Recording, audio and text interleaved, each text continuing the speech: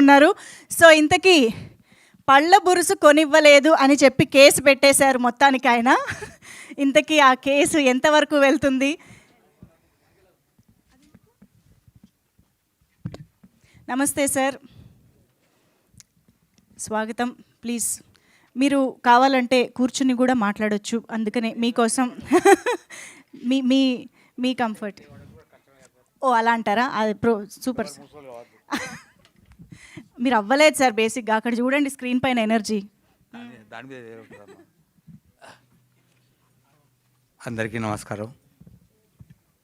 నాలాంటి గ్రామీణ కళాకారులను ప్రోత్సహించి మీ ముందు నిలబడే చేసినటువంటి మహానుభావులందరికీ ధన్యవాదాలు.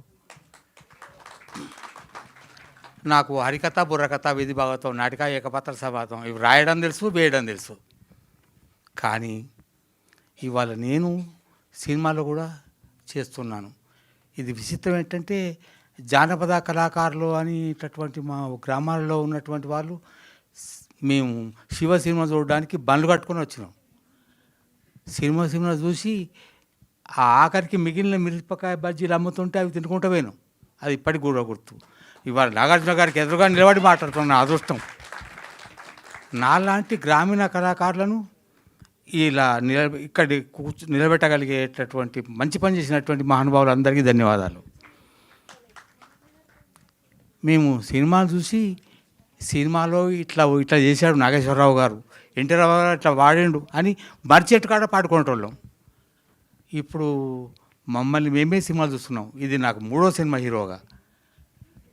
ఇక మొత్తం సినిమాలు అయితే 79. మొదటి సినిమా ముత్తయ్య, దానికి ప్రపంచంలో 14 అవార్డులు ఏమో వచ్చినాయట. వాళ్ళు చెప్తుంటే విన్నాను, నాకు తెలియదు. తర్వాత బాపు సినిమా వచ్చింది. అది చాలా రోజులు ఆడినట్టుగా ఇవాళ నాకు చెప్పలేదు, కానీ దానికి అవార్డులు వచ్చినాయి. కానీ గమ్మత్ ఏంటంటే, నేను నటించిన సినిమాలకు అవార్డులు రాకుండా ఏది పోలే. అయితే అవార్డులు రావడం కాదు, నన్ను నమ్మి, ఈ శరీరాన్ని నమ్మి, ఈ మోకాన్ని నమ్మి, ఈయన హీరోగా పనికొస్తారని ఆలోచించి నా కోసం పెట్టుబడి పెట్టిన మహానుభావులు ఎవరైతే ఉన్నారో వాళ్ళందరికీ నమస్కారాలు. నాగార్జున గారికి నమస్కారం. నా శివ హీరో నా ఎదురుగా కూర్చున్నాడు. ఎందుకంటే మహానుభావుడు నాగేశ్వరరావు గారు, వారు ఎక్కడున్నా కూడా వారి ఆశీర్వాదం మాకు ఉంటుంది. ఎందుకంటే పచ్చగడ్డి కోసేటి పడుచు పిల్లల దగ్గర నుంచి ఆయన వేసిన ఒక స్టెప్ వేయాలని నానాయాతన పడ్డా. నాకు నేర్పినటువంటి ఆవునూరు సమ్మయ్య అనేటటువంటి ఒక పెద్దవాడు, ఆయన డాన్స్ బాగా చేసేవాడు. నాకు నీలాగా చేయాలని ఉన్నది అన్నాడు. ఆయన కోసం ఒక నాటిక రాసి అది ప్రదర్శింపజేసిన. ఆయనకు ఉత్తమ నటుడు అవార్డు వచ్చింది దాంట్లో. ఆవునూరు సమ్మయ్య వాళ్ళ చెల్లె చక్కగా పాటలు పాడేది, జానపద గేయాలు పాడేది. వారు ఎక్కడున్నారో ఎలా ఉన్నారో మంచిగానే ఉండి ఉంటారు. పాపం ఆవునూరు సమ్మయ్య లేకుండా పోయిండు. నేను 113 మంది మా క్లాస్మేట్లం. అందులో 13 మంది పోవడానికి సాక్ష్యం నేనే. పైన కాడ చూసిన. ఈ మిగతా 100 మంది ఎక్కడో తెలియదు నాకు. నేను 3 సార్లు 10th ఫెయిల్. కానీ నా దగ్గర చదివిన వాళ్ళు 40 సంవత్సరాల్లో ఒక్కరు 10th ఫెయిల్ కాలే. నేను ఇంగ్లీషులో లెక్కల్లో ఫెయిల్. నా దగ్గర చదివిన వాళ్ళు లెక్కల్లో ఇంగ్లీషులో కూడా ఫెయిల్ కాలే. వాడు పాస్ కావాల్సి సచ్చినట్టు పాస్ కావాల్సిందే. నేను ఫెయిల్ అయ్యి, నన్ను నమ్మిన వాళ్ళు పేరు గారు. నేను ఫెయిల్ అయితే కావచ్చు, కానీ నన్ను నమ్మిన వాళ్ళు, నన్ను నిలబెట్టిన వాళ్ళు, నన్ను మాట్లాడించిన వాళ్ళు ఫెయిల్ కావడానికి వీల్లేదు. అలా అనుకుంటాను మనసులో. అలాగే వాళ్ళకు విజయం కావాలని కోరుకుంటాను.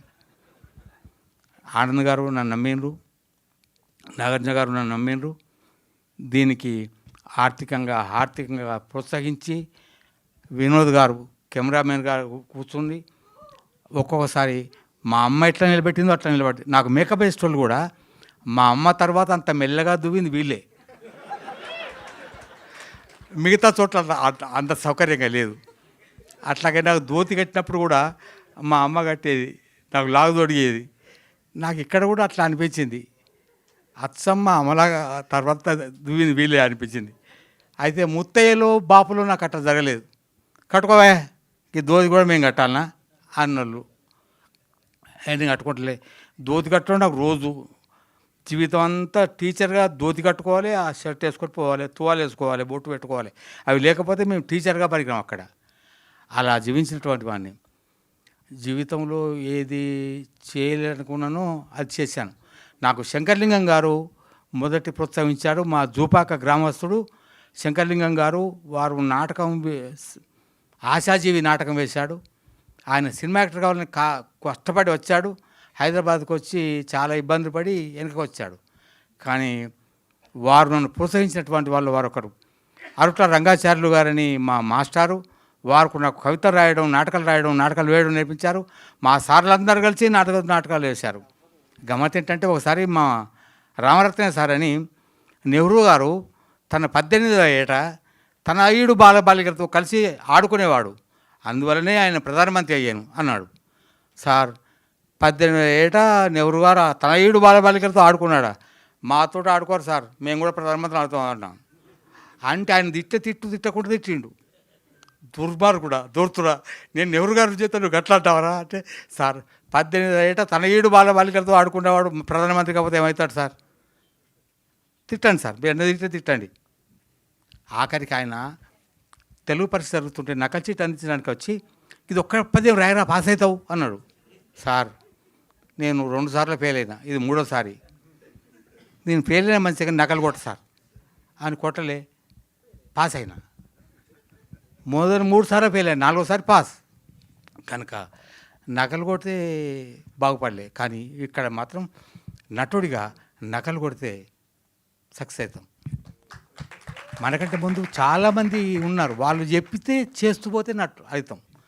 కానీ కొన్ని వినద్దు, కొన్ని కనద్దు, కొన్ని అనద్దు. వినిపించేది, కనిపించేది, అనిపించేది నిజాలు జీవితానికి పనికొస్తాయి. కానీ అబద్ధాలు కూడా జీవితానికి పనికొస్తాయి. కనిపించద్దు, అనిపించద్దు, వినిపించద్దు, అది ఇక్కడ పనికొస్తుంది. మహానుభావులు నన్ను బలగం సినిమాలో వేసింది చిన్న వేషం, నువ్వు ఇంక కొత్త బతికితే బాగుండాయి ఆ సినిమాలో అన్నవాళ్ళు ఉన్నారు. ఇప్పుడు చూడండి, దీనిలో మొత్తం బతుకుతా. బలగం సినిమాలో ఒక్క డైలాగుకే గంత చేసినావు, మొత్తం సవంత చూపెట్టావు. నేను ఎత్తుకపోతా అంటారు అందరూ, హీరో కూడా ఎత్తుకపోతాను నిన్ను అంటే. ఇప్పుడు ఎవరు ఎత్తుకపోరా నన్ను? మా దర్శకుడు ఎత్తుకపోవాలి ఇక్కడ దిగినాక. కానీ ఇప్పుడు అందరూ సినిమా చూస్తారు, నవ్వుతారు, ఏడుస్తారు. ఒకసారి మీ చెప్పింది ఇప్పుడు ఇందాక విన్నాను, మీ అమ్మా నాన్నల గురించి చెప్పని అన్నారు. మీ అమ్మా నాన్న గురించి కాదు, మా తాత ముత్తాత గురించి దగ్గర చెప్తా. మా తాత గురించి తెలుసుకోవాలని కోరిక పుట్టి, మా తాత పేరు ఎల్లారెడ్డి. ఆయన భార్య పేరును తెలుసుకోవడానికి 4 రోజులు ప్రయత్నం చేస్తే ఆమె పేరు లక్ష్మీదేవమ్మ అని తెలిసింది. వాళ్ళ అవ్వగారు ఊరికి పోయిన. ఆమె ఎవరో తెలియని వాళ్ళు ఉన్నారు అక్కడ. ఆమె కొడుకు పేరు మల్లారెడ్డి, రామిరెడ్డి, నాకు పూర్తి మర్చిపోతాను. ఎల్లారెడ్డి, మల్లారెడ్డి భార్య పేరు బుచ్చిరామమ్మ. ఆయన కొడుకు పేరు లింగారెడ్డి భార్య పేరు వీరమ్మ. వారు నా తాతమ్మ. వాళ్ళ కొడుకు మా నాయన, ఆయన పేరు రాజిరెడ్డి, మా అమ్మ పేరు సుశీలమ్మ. నేను సుధాకర్ రెడ్డి, మా ఆవిడ పేరు శారద. ఇక్కడ వరకు తెలుసు. ఇక అంతకంటే ముందు పోతే ఇక నేను పోతే తెలుస్తుంది. ఇప్పుడు తెలియదు నాకు. అయ్యా, ఈ పల్లబుర్స అనే సినిమా పేరు పల్లబుర్స అన్నోళ్ళు ఉన్నారు. కానీ ఈ సినిమా చూసి ఈ పల్లబుర్సు మనం మర్చిపోయినావా, పల్లబుర్సు ఇన్ రాలేదా నాకు అనుకోవటంలో ఇప్పుడు చూస్తారు. పల్లబుర్సు కూడా సినిమా పేరా అని అర్థం చేసుకుంటారు. ఈ పల్లబుర్సు కనిపించేది చిన్నగానే ఉన్నది, అనిపించేది, వినిపించేది, అనిపించేది ఇంకా వేరే చాలా ఉన్నాయి. అది ఇప్పుడు నేను చెప్పలేను, మీకు తెలుసు. కనుక హీరో శివ గారు, మా నాగార్జున గారు, వారే ఇక్కడ ఉండి నాతో మాట్లాడిస్తున్నారు. వారు నన్ను హీరోగా నిలబెట్టినరు, కనిపించేలాగా, అనిపించేలాగా, వినిపించేలాగా చేసినారు. మా అమ్మాయి నాతో కష్టపడి తీసుకొస్తుంది ఇక్కడికి. అమ్మ దిగుదాం, మాట్లాడదాం. అయ్యా, నాకు దర్శకత్వం అక్కడ కూడా వస్తుంది. కనుక పెద్దలందరూ కూడా మన్నించాలి. నేను మాట్లాడాలన్నది చాలా 40 సంవత్సరాలు డిమాస్టర్గా పనిచేసిన కదా, మైకు పట్టుకుంటా వదలకుండా మాట్లాడిన వాడిని 40 సంవత్సరాలు. చాలా కష్టపడ్డా. అది ప్రైవేట్ స్కూల్ కనుక 60 సంవత్సరాలు కాగానే దీపం అన్నారు. 2016లో రిటైర్మెంట్ అయినా.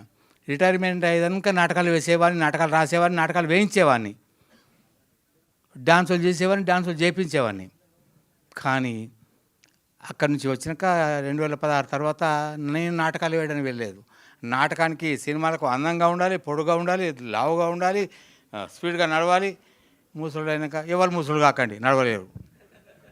ఆ కష్టాన్ని అనిపిస్తున్నాయి, వినిపిస్తున్నాయి. కనుక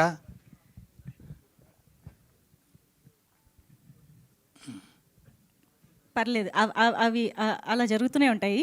సార్ ఇందాక నుంచి నాకు ఒక చోట కొట్టేస్తుంది. అంటే పచ్చగడ్డి కోసేటి పడుచు పిల్ల డాన్స్ ఎవరి కోసం వేయడానికి అంత కష్టపడ్డారో తెలుసుకోవాలని అక్కడ ఆగిపోయాం మేము.